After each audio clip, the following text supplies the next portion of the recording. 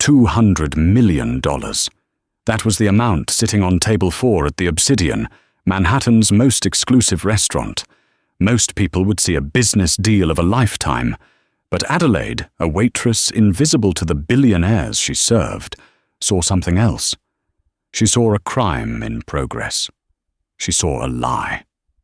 When the Billionaire Sheikh was about to sign his life away, Adelaide broke the golden rule of service: silence. She spoke 6 words in a language she wasn't supposed to know. Those 6 words didn't just save a fortune. They put a target on her back and exposed a conspiracy that went deeper than anyone could have imagined. This isn't just a story about a scam. It's about the night a waitress took down a titan.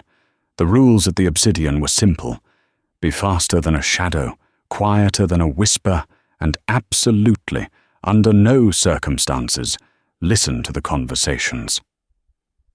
Adelaide Vance adjusted the collar of her starch-stiff uniform, checking her reflection in the polished brass of the kitchen doors. Dark circles under her eyes were carefully concealed with concealer she couldn't really afford. At 26, Adelaide felt 50. Her feet throbbed in the cheap black non-slip shoes, a dull ache that had become the background noise of her life. "Table 4 is yours tonight, Vance," Marcus, the floor manager, snapped, creating a cloud of expensive cologne as he breezed past. He stopped, turning back with a sneer. "And Vance, don't embarrass me. We have VIPs, high stakes. If I see you hover for even a second too long, you're out." "Understood." "Understood, Marcus," Adelaide said, her voice steady. She needed this job. The medical bills for her mother's dialysis were stacking up on the kitchen counter of her Queen's apartment like a leaning tower of doom. Every shift at the Obsidian was a battle to keep the lights on. She walked out onto the floor. The restaurant was a cavern of gold leaf and velvet, situated on the 60th floor of a midtown skyscraper. It smelled of truffle oil and old money. Here, a bottle of wine cost more than Adelaide's rent for the year. She moved to the side station, folding napkins with practiced precision, trying to make herself invisible. That was her superpower. Adelaide had grown up in a world of diplomats and travelers, dragged across the Middle East by a father who was a brilliant, obsessive linguist before his mind, and his career fell apart. She had spent her childhood in the dusty libraries of Cairo and the gleaming malls of Dubai. She spoke 4 languages fluently, but in New York, without a degree and buried in debt, she was just the help. Tonight, however, the atmosphere was different. There was a nervous energy radiating from the host stand. "Who's coming in?" whispered Sarah, another server, leaning in as she grabbed a tray of cocktails. "Julian Thorne," Adelaide murmured, recognizing the name on the reservation tablet earlier. "The art dealer." Sarah's eyes widened. "Thorne? The guy who sold that fake Pollock last year but got away with it?" "Allegedly," Adelaide corrected, though she knew the rumors. Julian Thorne was a predator in a tailored suit. He didn't just sell art, he sold access, influence, and lies wrapped in silk. If he was here, someone was about to get fleeced. Adelaide watched the elevator doors slide open. Julian Thorne stepped out. He was handsome in a reptilian way, his smile too bright, his suit costing more than the entire kitchen staff's annual salary combined. But he wasn't the center of attention. Walking beside him was a man who commanded the room without saying a word. He wore a traditional kandura, pristine and white, contrasting with a dark, tailored blazer over it. He was younger than Adelaide expected, perhaps late 30s, with a beard trimmed to geometric perfection, and eyes that scanned the room with the wary intelligence of a hawk. Adelaide's breath hitched. She recognized him from the news. Sheikh Amir al-Hassan, one of the wealthiest investors in the Gulf, a man known for his caution, his philanthropy, and his impenetrable privacy. Thorne guided the sheikh to table 4, the most secluded spot in the room, overlooking the glittering expanse of Central Park. Adelaide took a deep breath. She picked up the water pitcher. It was showtime. "Gentlemen," Adelaide said softly as she approached the table. She poured the water with a steady hand, ensuring not a single drop marred the white tablecloth. "Sparkling water for the Sheikh," Thorne barked, not looking at her. "And bring the 82 Waitress. Decant it immediately." "Of course, sir," Adelaide said, stepping back into the shadows. As she worked the table over the next hour, she became part of the furniture. She refilled glasses, cleared crumb trails, and replaced silverware, all while Thorne spun a web of words. "The opportunity is unprecedented, Your Highness," Thorne was saying, leaning in, his voice dropping to a conspiratorial whisper. "The excavations in the Al-Ula region have been kept entirely quiet. The Saudi government doesn't even know the extent of what we've found yet. We are talking about pre-Islamic artifacts, manuscripts that predate the Prophet." Sheikh Amir listened quietly, his fingers tracing the stem of his water glass. He spoke perfect English, but with a heavy accent. "You understand my hesitation, Mr. Thorne. The market is full of embellishments. My family's reputation cannot be tethered to a scandal. Which is why I brought the proof to you directly," Thorne said, his eyes gleaming with greed. "I have the deed of ownership for the excavation site, granting exclusive rights to the artifacts. But more importantly, I have the key." Adelaide was clearing the appetizer plates, scallops with saffron foam, when Thorne reached into his briefcase. He pulled out a heavy, leather-bound portfolio. "This," Thorne said, opening the portfolio with theatrical slowness, "is the authentication document. It was drafted by the Ottomans in 1918, just before the fall of the empire, granting the land rights to the local Bedouin tribe, rights that I have now acquired." Adelaide paused. She was holding a stack of dirty plates, her back turned to them, but she was close enough to see the document. It was yellowed, looking ancient, covered in swirling Arabic calligraphy. "It establishes the lineage," Thorne pressed. "For $200 million, you aren't just buying land, Sheikh Amir. You are buying history. You are buying the exclusive rights to the greatest archaeological find of the century." The Sheikh leaned forward, his eyes narrowing as he looked at the document. He seemed impressed. "And this script? It is authentic Ottoman Turkish?" "It is," Thorne lied smoothly. "Translated and verified by the top experts at Sotheby's, though they are not officially involved yet to keep the price down." Adelaide felt a cold shiver run down her spine. She glanced at the document over her shoulder. The script was beautiful. It looked old. It looked official. But as her eyes scanned the top line of the text, her heart stopped. She knew that script. She knew the dialect. It wasn't Ottoman Turkish. It wasn't even classical Arabic. It was a dialect, a specific, modern dialect mixed with gibberish. The document didn't say, "by decree of the Sultan." The first line, written in elaborate, flowing calligraphy, actually read, "The goat eats the grass in the evening sun." Adelaide froze. The realization hit her like a physical blow. It was a fake, a lazy, arrogant fake. Thorne had likely paid some calligraphy student in Brooklyn $50 to write nonsense, assuming the billionaire would only look at the official-looking stamps and not read the text itself. Or perhaps Thorne assumed the Sheikh, being from the Gulf, wouldn't be able to read the antiquated Ottoman style, which was notoriously difficult. But Adelaide could read it. Her father had made her transcribe old texts for fun when she was 12. The Sheikh was reaching into his jacket pocket. He pulled out a gold fountain pen. "If this is truly an Ottoman decree," the Sheikh said, "then the investment is sound." He uncapped the pen. Adelaide stood there, the dirty plates heavy in her hands. If she spoke, she would be fired. Marcus would make sure she never worked in this city again. She would lose her apartment. Her mother's treatment would stop, but if she stayed silent, this man was about to lose $200 million to a con artist. The sheikh lowered the pen to the contract Thorne had placed beside the fake document. "Do it," a voice in her head screamed. "Walk away. It's not your problem." Adelaide turned to walk to the kitchen.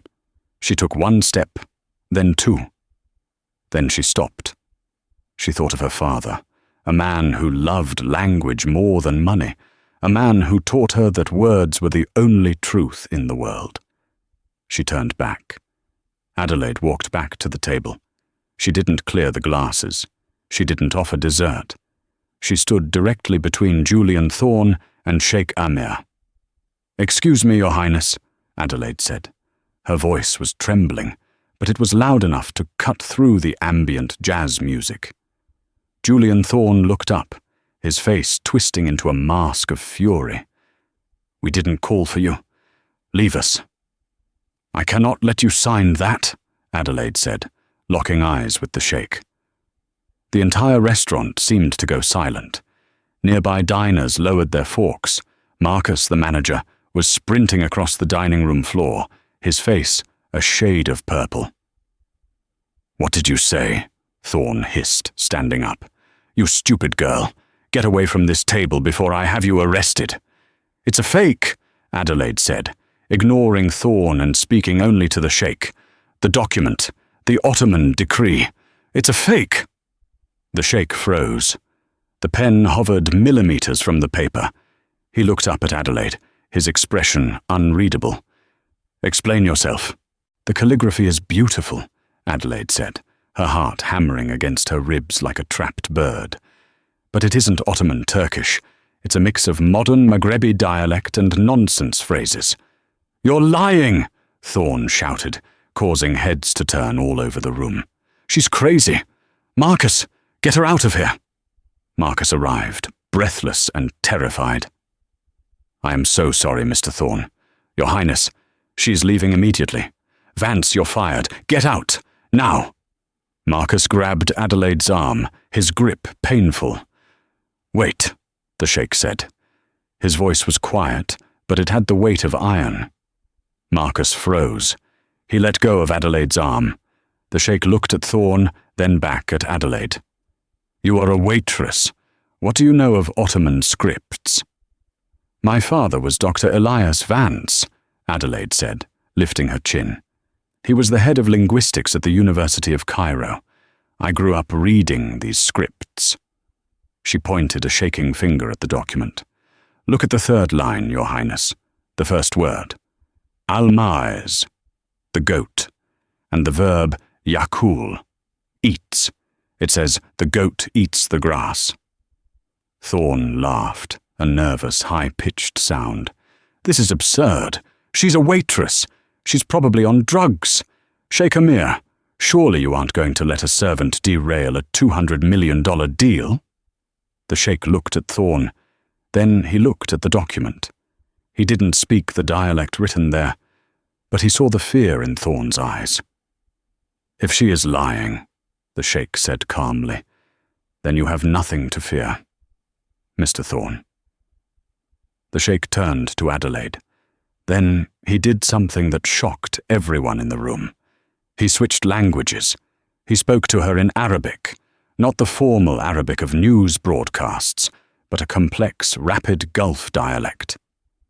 "If you are wrong, child, I will ensure you never find work in this country again. But if you are right, tell me what the last line says." Adelaide didn't blink. Her mind snapped back to the dusty living room in Cairo, her father quizzing her. She looked at the document.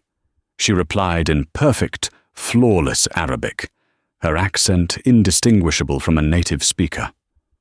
"The last line is a recipe for lentil soup, Your Highness. It lists cumin and lemon." A gasp went through the room, not because they understood the words, but because the waitress was speaking the sheikh's language with the fluency of a poet. Thorne went pale. The blood drained from his face so fast he looked like a corpse. The sheikh looked at the document. He looked at Thorne's sweating face. Then, slowly, the sheikh began to laugh. The sheikh's laughter was a low, resonant sound that seemed to suck the air out of the room. It wasn't a laugh of amusement.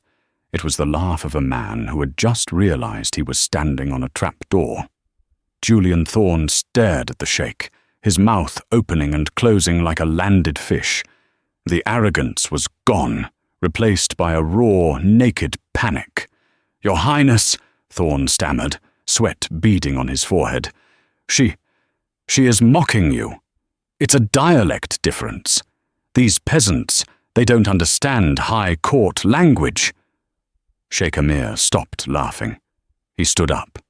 He wasn't a tall man, but in that moment, he looked like a giant. He picked up the heavy, leather-bound document, the fake deed, and closed it with a soft thud. "Mr. Thorne," the sheikh said, his voice terrifyingly calm, "I was born in the desert. My grandmother taught me to read by the light of a fire. Do you know what her favorite soup was?"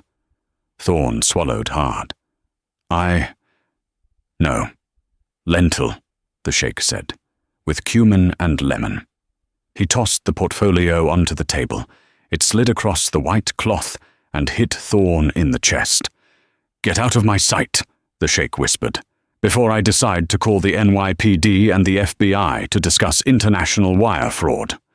Thorne scrambled backward, knocking his chair over. He grabbed his briefcase, shooting a look of pure, venomous hatred at Adelaide. It wasn't just anger. It was a promise. "You're dead," his eyes said. He fled the restaurant, the heavy doors swinging shut behind him. The silence that followed was deafening. Every diner in the Obsidian was staring. Adelaide stood there, her hands shaking. The adrenaline was fading, leaving her knees weak. She looked at the sheikh. I hope I didn't overstep, Your Highness." The sheikh looked at her. For a moment, his expression softened. He reached into his pocket, pulled out a business card made of black metal with gold embossing, and placed it on the table. "You saved me not just money, but honor," he said. "The Al-Hassan family does not forget debts." He nodded to his security detail, and they swept him out of the room, leaving the unfinished meal and the metal card on the table. Adelaide reached for the card.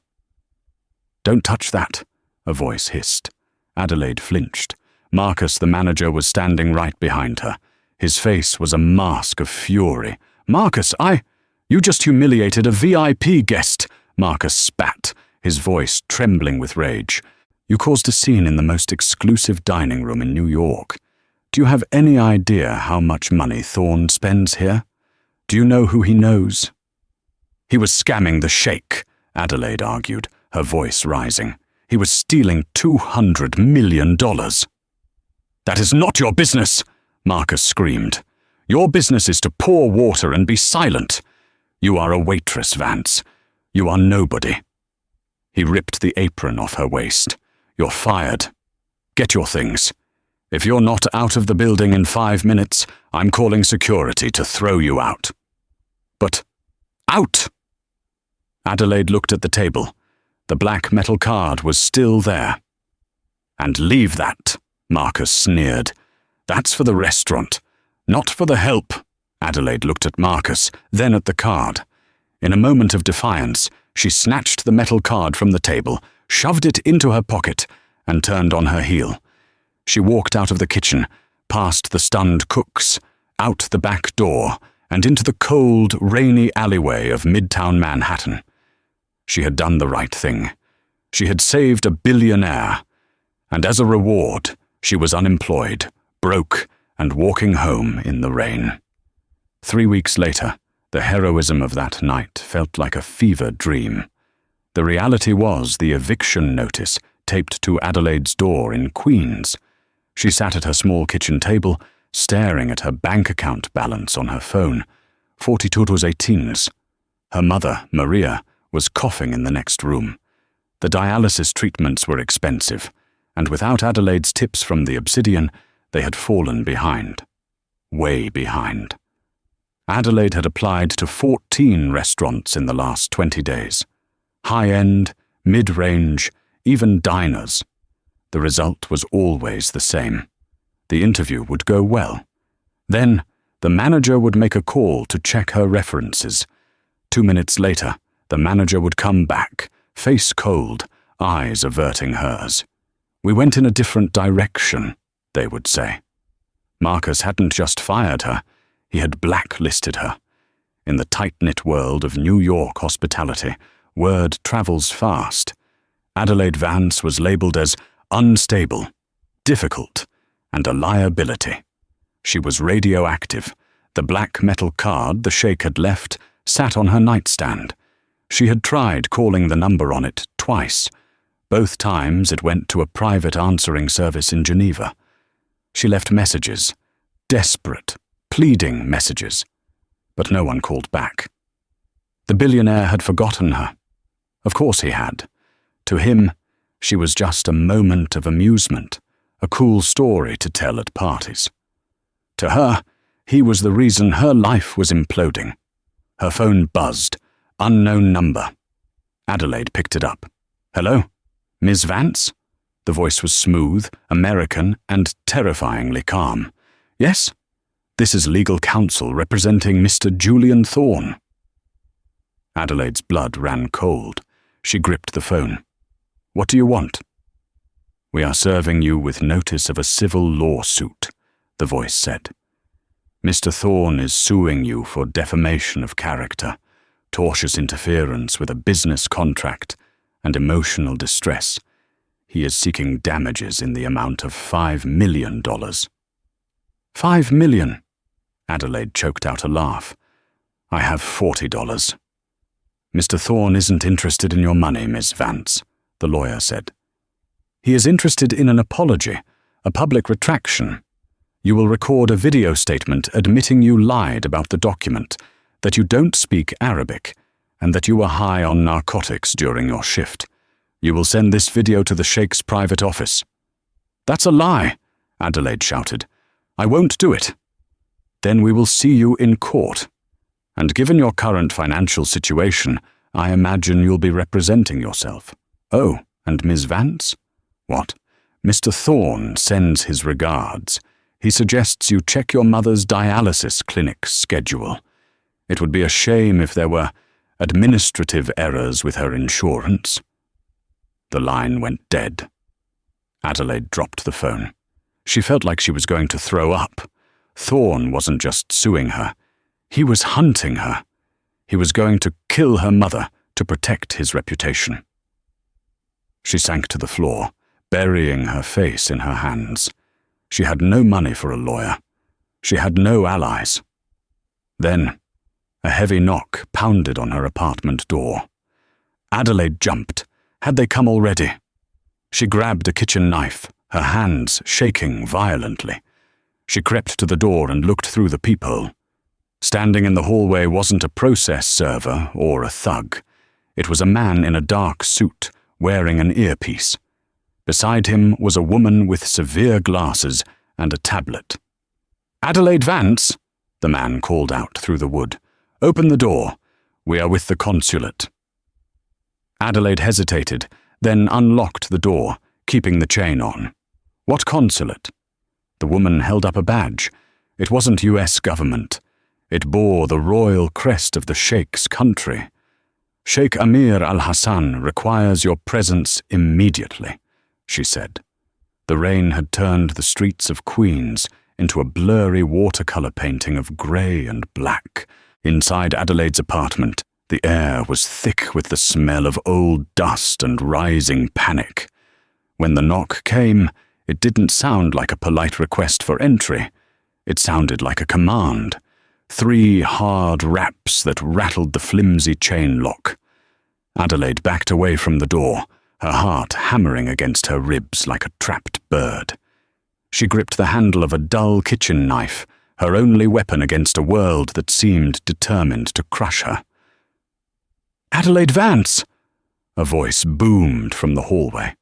It wasn't the voice of a landlord or a neighbor. It was professional, detached, and male. "Open the door. We know you're in there." She didn't move. She thought of Julian Thorne's threat on the phone just minutes ago. It would be a shame if there were administrative errors with your mother's insurance. Was this it? Had he sent hitmen to silence her before the lawsuit even began? "Go away," she screamed, her voice cracking. "I'm calling the police." "We are working with the police, Miss Vance," the voice replied calmly. "Open the door, or we will be forced to breach." Trembling, Adelaide crept to the peephole. Standing in the fluorescent glare of the hallway was a man who looked like he was carved out of granite. He wore a dark, rain-soaked trench coat and an earpiece coil winding down his neck. Beside him stood a woman, severe-looking, holding a tablet computer. They didn't look like thugs. They looked like government. With shaking fingers, Adelaide slid the chain lock off and opened the door a crack. "Who are you?" The woman held up a badge. It wasn't an NYPD shield. It was diplomatic. It bore the golden falcon crest of a Gulf nation, flanked by credentials from the U.S. State Department. "My name is Agent Yasmin Khalil," the woman said. "We are security detail for Sheikh Amir al-Hassan. He requires your presence immediately." "The Sheikh?" Adelaide let out a bitter, incredulous laugh. "Now he wants to talk? I called him. I left messages. He ghosted me while his friend ruined my life." "Mr. Thorne is not his friend," Agent Khalil said sharply. "And we are not asking, Miss Vance. Your life is in immediate danger. We need to move you. Now." Before Adelaide could argue, the man in the trench coat stepped forward, scanning the hallway. "We have a bogey on the perimeter. We need to go. Grab your coat." Adelaide didn't have a choice. She was swept up in their urgency, grabbing her purse and jacket before being ushered down the stairs and out the back exit of her building. An armored black Mercedes SUV was idling in the alleyway, exhaust pluming in the cold rain. Adelaide was shoved into the back seat, the heavy door thumping shut with the solidity of a bank vault. The lock engaged. The car peeled out, merging into the traffic with aggressive precision. "Where are you taking me?" Adelaide demanded, clutching her bag to her chest. "Teterboro Airport," the driver said, not meeting her eyes in the rearview mirror. Adelaide sank back into the leather seat. She felt small, powerless, and terrified. She was being kidnapped by a billionaire, sued by a con artist, and her mother was alone in a dialysis center miles away. She closed her eyes and prayed she would survive the night. The Flying Palace. The drive took 40 minutes of silence. They bypassed the main terminal at Teterboro and drove directly onto the tarmac, where a massive Boeing 747 private jet sat waiting, its engines whining with a high-pitched scream. The plane was painted a matte charcoal, with no logo, just a tail number. Adelaide was led up the air stairs, the wind whipping her hair across her face. Inside, the noise of the airport vanished, replaced by the hushed, pressurized silence of extreme wealth. The cabin didn't look like a plane. It looked like a Manhattan penthouse. Cream-colored leather sofas, mahogany tables, and gold-plated fixtures gleamed under warm LED lighting. Sitting in a high-backed leather chair near a window was Sheikh Amir al-Hassan. He was reviewing a stack of documents, a pair of reading glasses perched on his nose. He looked tired. He wore a simple black sweater and slacks, a stark contrast to the formal kandura he had worn at the restaurant. He looked up as Adelaide entered. He didn't smile. "Sit," he said, gesturing to the seat opposite him. Adelaide didn't sit. She stood her ground, her fists clenched at her sides. The fear was evaporating, replaced by a hot, white rage. "You have some nerve," she said, her voice shaking. "Dragging me out of my home, ignoring my calls. Do you know what's happened to me because of you?" The sheikh took off his glasses and folded them slowly, I am aware of the situation, Miss Vance. You're aware? Adelaide shouted, stepping forward. The security guards flinched, but the Sheikh held up a hand to stand them down. I lost my job. I'm blacklisted in the entire city. I have $40 to my name, and the man you were having dinner with is suing me for $5 million and threatening to kill my mother. And where were you? Traveling? I was not traveling for leisure, Adelaide, the Sheikh said, his voice dropping an octave, becoming serious and grave. I was in Washington, D.C., meeting with the director of the FBI and Interpol. Adelaide paused, the wind taken out of her sails. What? Please, sit. The Sheikh poured a cup of tea from a silver pot. You think you walked into a scam, Adelaide. You think Julian Thorne is just a greedy art dealer trying to steal money from a wealthy Arab. Adelaide sat down slowly, eyeing the tea, but not touching it. He fake translated a deed. He tried to swindle you out of $200 million. Yes, the Sheikh said. But the money was not for him. And the deed was not just a fake document. He slid a heavy black dossier across the table. It was stamped with red letters. Interpol, top secret, eyes only. Open it. Adelaide opened the folder. The first page was a surveillance photo of Julian Thorne shaking hands with a man with a scarred face. Julian Thorne is a broker, the Sheikh explained. He works for a transnational criminal syndicate known as the Azure Circle. They specialize in moving assets for sanctioned regimes and warlords. They don't deal in art. They deal in war. Adelaide turned the page. She saw photos of shipping containers, satellite maps, and complex banking diagrams.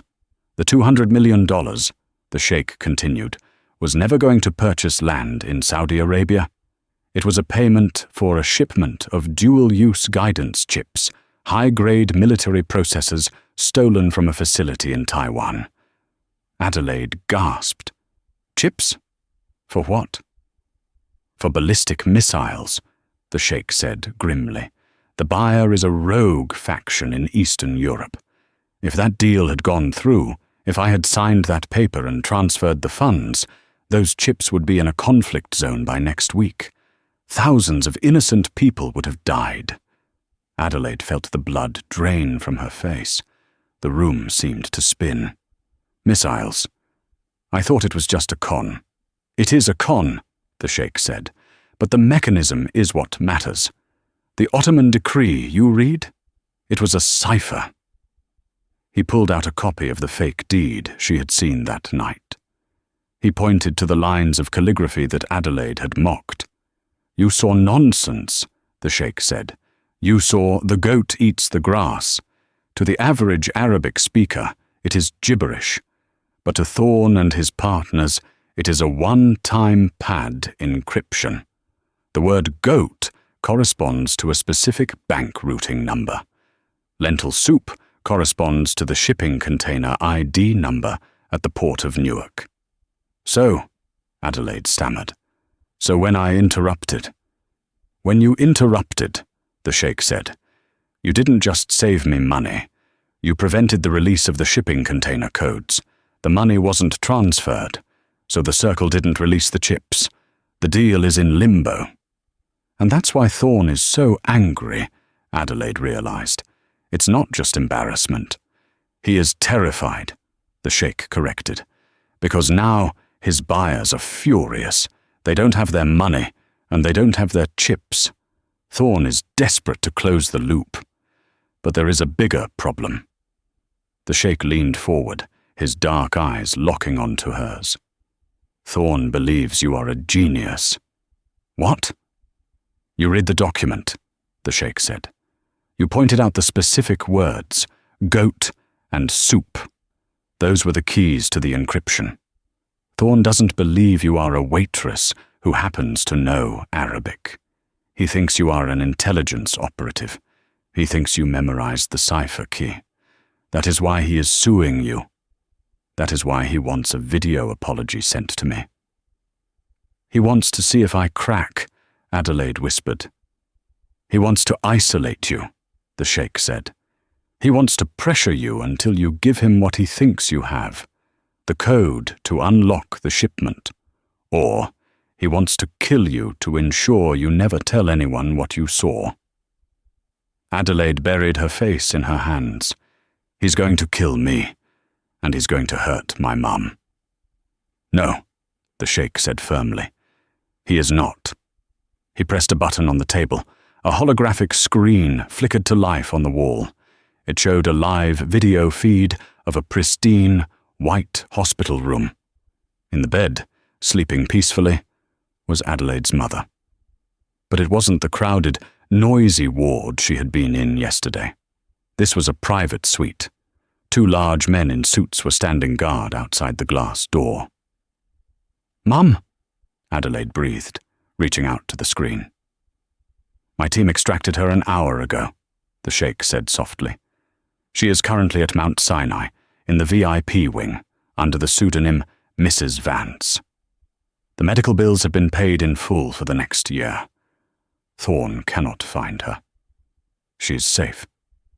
Tears welled up in Adelaide's eyes.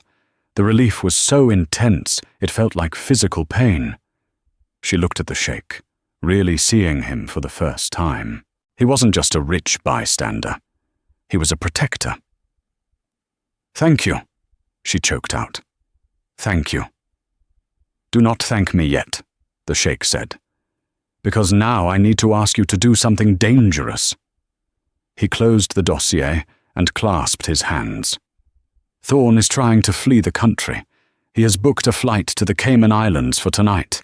If he leaves, he vanishes, and he tries to sell the weapons to someone else. We cannot let him leave." "Can't you just arrest him?" Adelaide asked. "You have the dossier." "We have suspicion," the Sheikh said. "We don't have the proof. The document was destroyed, or so he thinks. We need him to admit that the deed was fake and that the transaction was for illegal goods. We need a confession on tape." "And how are you going to get that?" "With bait," the Sheikh said. He looked at her. "You are the bait, Adelaide." Adelaide's stomach dropped. "Me?" "He thinks you have the code," the Sheikh explained. "We are going to make him believe he is right. We are going to send him a message. Not the apology he asked for, but a counteroffer. You will tell him you wrote down the cipher before I took the document. You will tell him you want to trade the code for your mother's safety." "You want me to meet him?" Adelaide asked, her voice trembling. "Alone?" "We will be there," the Sheikh promised.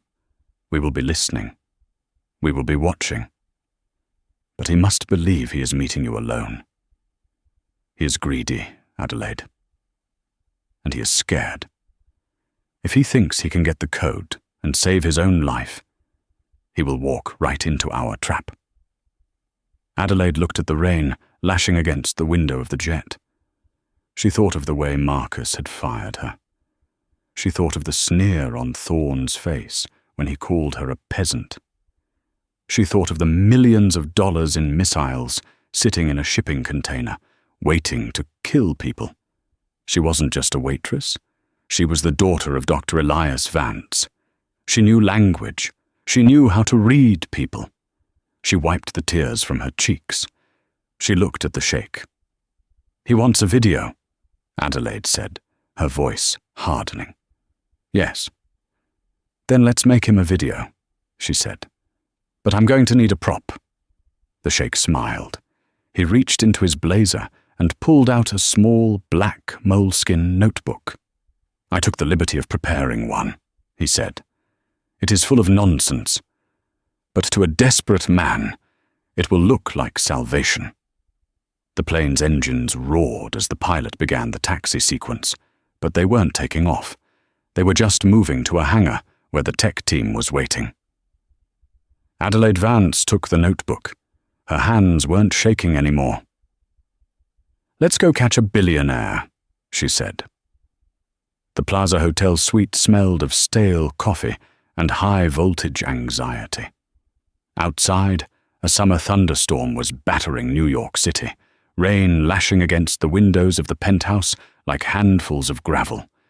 Inside, the atmosphere was even more volatile. Adelaide Vance sat in a velvet armchair, her hands gripping the armrest so tightly her knuckles were white. Across from her sat Agent Miller, a senior operative with Interpol's Financial Crimes Division, and Sheikh Amir. The dynamic in the room had shifted. The Sheikh was no longer just a wealthy victim. He was the architect of a counter-strike. "We have one shot at this, Ms. Vance," Agent Miller said, his voice gravelly and serious. He was adjusting a tiny, grain-of-rice-sized earpiece that sat on the table. "Julian Thorne is currently at Teterboro Airport, but his flight has been grounded due to a mechanical issue, a delay we manufactured. He is panicked. He is desperate, and desperate men are dangerous." Adelaide looked at the Sheikh. "You really think he'll come?" "He has no choice," Sheikh Amir replied, his voice calm but his eyes hard as flint. "Thorne knows that if you truly possess the cipher key, if you can decode the locations of those missile shipments, his life is over. The cartel he works for, the Azure Circle, does not tolerate loose ends. If they think the police have the code, Thorne goes to prison. If they think you have the code, Thorne has a chance to get it back and save his own skin. He will come." "But I don't have the code," Adelaide whispered. "I don't know anything about missile shipments. I just read a fake menu." "He doesn't know that," the Sheikh said. "His arrogance blinds him. He believes you are a savant, a mastermind who saw through his deception. We are going to use his own paranoia against him." Agent Miller slid a small black notebook across the table. It was a simple moleskin, bought from a drugstore an hour ago. Inside, the Sheikh had scribbled pages of nonsense Arabic calligraphy mixed with random numbers. "This is the bait," Miller said. "You need to convince him that this book contains the translation of the Ottoman decree. You need to get him to admit, on tape, that the document was a fake and that the money was for weapons. Once we have that admission, we move in." Adelaide swallowed hard. "And if he shoots me?" The room went silent. The Sheikh leaned forward, placing a hand gently on the table near hers. "I have hired the best private security team in the world to supplement Interpol," the Sheikh said. "There will be 6 agents inside the restaurant, hidden in the ventilation and the service corridors. There will be snipers on the roof of the building opposite. I will be in the kitchen. We will not let him touch you, Adelaide. You have my word." Adelaide looked at the notebook, then at the rain streaking the window. She thought of her mother, lying in a hospital bed, terrified because of this man. She thought of the way Marcus had humiliated her. She thought of the $200 million that was nearly stolen. "Okay," Adelaide said, her voice steadying. "Let's catch him." The stage. The Obsidian was a ghost ship. Usually at 10 p.m. on a Friday, this restaurant would be a cacophony of clinking crystal, jazz music, and the low hum of power brokers making deals. Tonight, it was silent. The lights were dimmed to a low, amber glow, casting long, skeletal shadows across the empty tables. The panoramic view of Central Park was just a black void through the rain-slicked windows. Adelaide sat at table 4. It was the same seat where the Sheikh had sat weeks ago. The irony wasn't lost on her. She was wearing her old Waitress uniform, a request from the Sheikh to psychologically disarm Thorne, but under the apron she was wired with a microphone taped to her chest and a transmitter in her pocket. The silence was heavy. It pressed against her eardrums. "Check 1, 2. Adelaide, can you hear me?" Agent Miller's voice crackled in her tiny earpiece. "I hear you," she whispered, barely moving her lips. "We are in position. Visuals are green. Snipers have the exits covered. Remember, keep him talking. We need the confession." Adelaide nodded. She placed the black notebook on the white tablecloth in front of her. Beside it, she placed a glass of water. Her hand was shaking, causing the water to ripple. She clasped her hands together to stop the tremors. Ding! The sound of the elevator arriving echoed through the empty dining room like a gunshot. Adelaide stiffened. She forced herself to breathe. In, out. The elevator doors slid open with a hydraulic hiss. Julian Thorne stepped out. He looked nothing like the suave, polished art dealer she had served weeks ago. His suit was rumpled, his tie loosened, and his hair was wet from the rain. His eyes were darting around the room, wild and bloodshot. He looked like a man who hadn't slept in days. He saw her. He froze for a second, scanning the room for traps. Seeing nothing but shadows and the lone waitress, he exhaled, a jagged, nervous sound, and walked quickly toward her. "You," Thorne hissed, his voice echoing in the cavernous space. "You little rat." Adelaide didn't stand up. She stayed seated, her hand resting on the notebook. "Hello, Mr. Thorne." Thorne reached the table and slammed his hands down on the white cloth, leaning into her face. He smelled of scotch and fear. "Do you have any idea what you've done?" He spat. "You ruined a deal that took 3 years to build. You have powerful people looking for you, Adelaide. People who don't file lawsuits. They file bodies." "I know who you work for," Adelaide said, her voice trembling just the right amount. She needed to sound scared, but greedy. "The Azure Circle. I know about the missiles." Thorne flinched. He pulled back, his eyes widening. How do you know that name?" "I told you," Adelaide lied, tapping the notebook. "My father taught me everything. I memorized the cipher from the deed before the Sheikh took it. I translated it, Julian. I know where the shipment is going. I know the accounts in the Cayman Islands." Thorne stared at the notebook. Hunger and panic warred in his eyes. "Give it to me." "No," Adelaide said. "Not until you call off the lawsuit. Not until you promise to leave my mother alone." Thorne let out a short, harsh laugh. It sounded manic. "Your mother? You think I care about your sick mother? You think I care about you?" He reached into his jacket pocket. "He's reaching! Sniper 1, acquire target."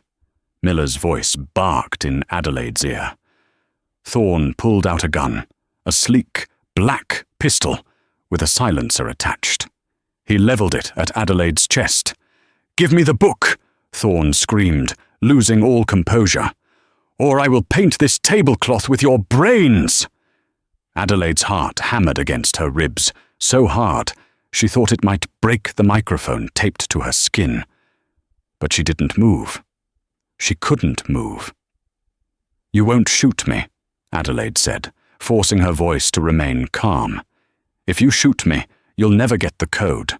And without the code, the circle will kill you. You're already a dead man, Julian." "I said give it to me." Thorne lunged, grabbing the notebook with his free hand while keeping the gun trained on her face. He flipped it open, his eyes frantically scanning the pages of gibberish the Sheikh had written. "What is this?" Thorne muttered, squinting at the page. This is nonsense."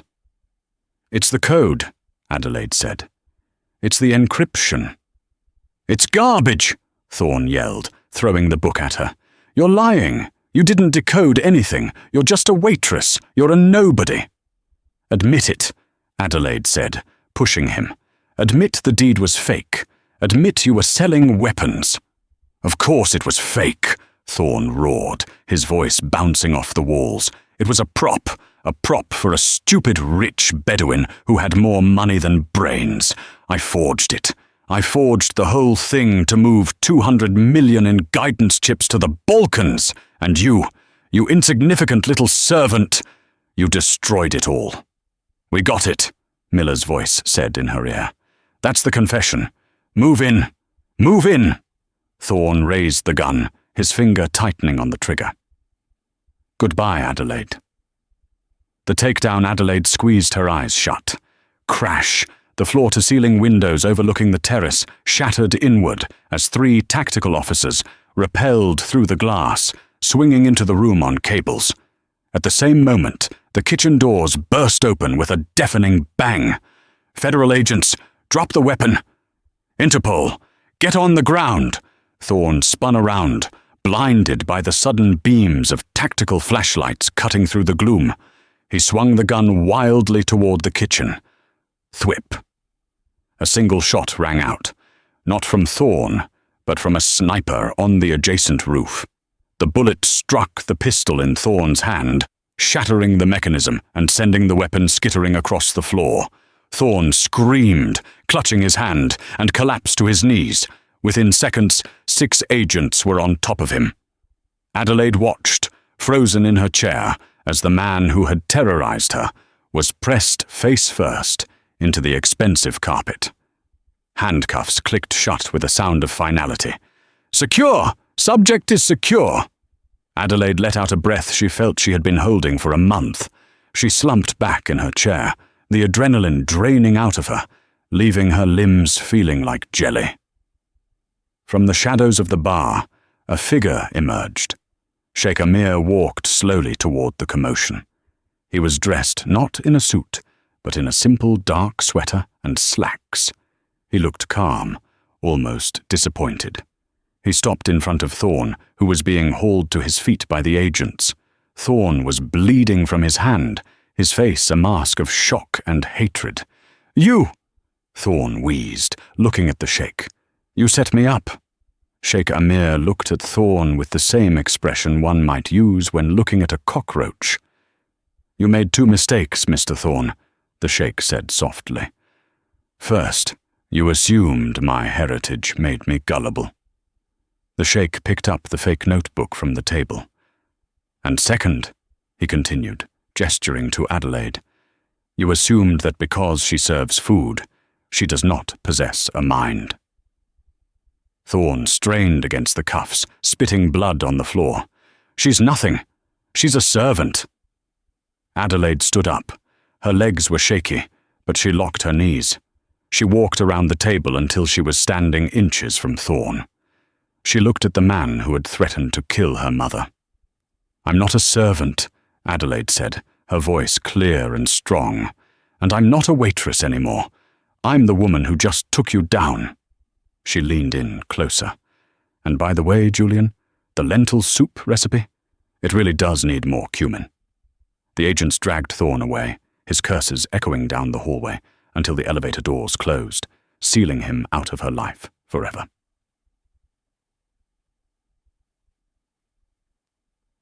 The aftermath. The restaurant was a crime scene now.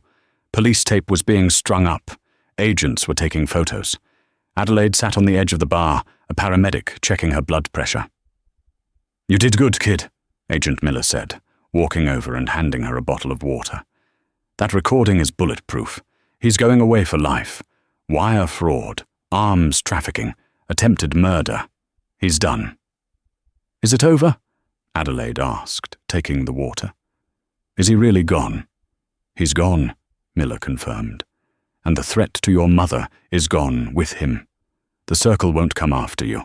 You're too high profile now, and Thorne was acting rogue to fix his own mess. You're safe." Sheikh Amir approached them. The agents parted way for him out of respect. "Adelaide," he said. Adelaide stood up. "Your Highness." "Please," he said, offering a rare, genuine smile. "Call me Amir. You have earned that right." He reached into his pocket and pulled out an envelope. It wasn't money. It was a letter. "I know that money cannot buy back the stress of the last few weeks," Amir said. "But I believe in paying my debts. You saved my family from a grave embarrassment and a massive financial loss. More importantly, you showed a bravery that few soldiers possess." Adelaide took the envelope. "What is this?" "Read it when you get home," Amir said. And remember, Adelaide, never let anyone tell you that your place is in the shadows. You shine too brightly for that. He bowed his head slightly, a gesture of immense respect from a man of his station, and turned to leave, his security detail falling in step behind him. 6 months later, the autumn wind blew golden leaves across the campus of Columbia University. Adelaide Vance walked briskly across the quad, a leather satchel over her shoulder. She wasn't wearing a uniform. She was wearing a tailored blazer and a scarf that looked suspiciously like the one the Sheikh had been wearing the night of the sting. She checked her watch. She was late for her lecture. Life had changed fast. The envelope the Sheikh had given her contained 2 things. The first was a bank transfer confirmation for $2 million, a consulting fee for her translation services. It was enough to pay off every debt, buy a beautiful apartment in the Upper West Side, and ensure her mother received the best kidney treatment money could buy. Her mother was now healthy, recovering at home, and learning to paint. The second item in the envelope had been a letter of recommendation. It was signed by the Sheikh, but co-signed by the Dean of Columbia University, a personal friend of the Al-Hassan family. It outlined her unique linguistic skills and offered her a full scholarship to finish her master's degree, along with a position as a guest lecturer in applied linguistics. Adelaide pushed open the heavy oak doors of the lecture hall. The room was packed. 200 students were chatting, waiting for the professor. Adelaide walked to the podium. She set down her bag and picked up a piece of chalk. The room went quiet. They were looking at her, not through her, like the customers at the restaurant used to. They were looking at her. She turned to the blackboard and wrote a single phrase in intricate, flowing Arabic script. Al-Hakika hiya al-Saif. She turned back to the class. Good morning, Adelaide said, her voice projecting to the back of the room without a tremor. My name is Professor Vance. Can anyone tell me what this phrase means? A hand went up in the front row. Does it mean, truth is the sword? Adelaide smiled. It was the smile of a woman who was free. Close, she said. It means the truth is the sword that cuts through all lies. Today we are going to talk about how language can reveal deception, how dialect can save a life, and why you should always, always read the fine print. She looked out at the sea of faces, and for a split second she thought of Julian Thorne sitting in a cell and the Sheikh in his palace. Let's begin, she said. The story of Adelaide Vance proves that courage can come from the most unexpected places. She risked her livelihood to speak the truth, and in doing so, she toppled a criminal empire. It's a reminder that no matter who you are, a CEO or a waitress, integrity is the most valuable currency you have. Did you enjoy this story? If you want to see more real-life dramas, incredible twists and heroic moments, please smash that like button, subscribe to the channel, and hit the notification bell so you never miss a story. Comment below, what would you have done if you were in Adelaide's shoes? Would you have stayed silent? Let me know. Thanks for watching.